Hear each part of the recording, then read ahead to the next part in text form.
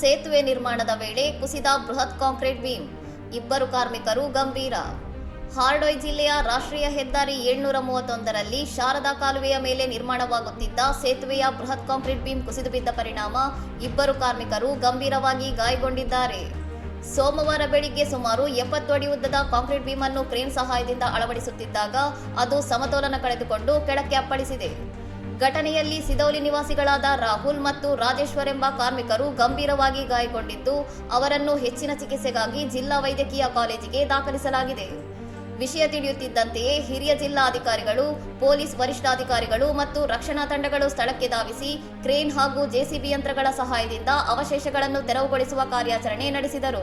ಮುಖ್ಯಮಂತ್ರಿ ಯೋಗಿ ಆದಿತ್ಯನಾಥ್ ಅವರು ಘಟನೆಯನ್ನು ಗಂಭೀರವಾಗಿ ಪರಿಗಣಿಸಿದ್ದು, ರಾಜ್ಯ ವಿಪತ್ತು ನಿರ್ವಹಣಾ ಪಡೆ ನೇತೃತ್ವದಲ್ಲಿ ತ್ವರಿತ ರಕ್ಷಣಾ ಕಾರ್ಯಾಚರಣೆ ಮತ್ತು ಗಾಯಾಳುಗಳಿಗೆ ಅತ್ಯುತ್ತಮ ಚಿಕಿತ್ಸೆ ನೀಡುವಂತೆ ಅಧಿಕಾರಿಗಳಿಗೆ ನಿರ್ದೇಶನ ನೀಡಿದ್ದಾರೆ. ಆರ್ಸಿಎಲ್ ಕಂಪನಿಯು ನಿರ್ವಹಿಸುತ್ತಿದ್ದ ಈ ಸೇತುವೆ ಯೋಜನೆಯಲ್ಲಿ ನಡೆದ ಅಚಾತುರ್ಯದ ಕುರಿತು ಜಿಲ್ಲಾಡಳಿತ ಉನ್ನತ ಮಟ್ಟದ ತನಿಖೆಗೆ ಆದೇಶಿಸಿದೆ.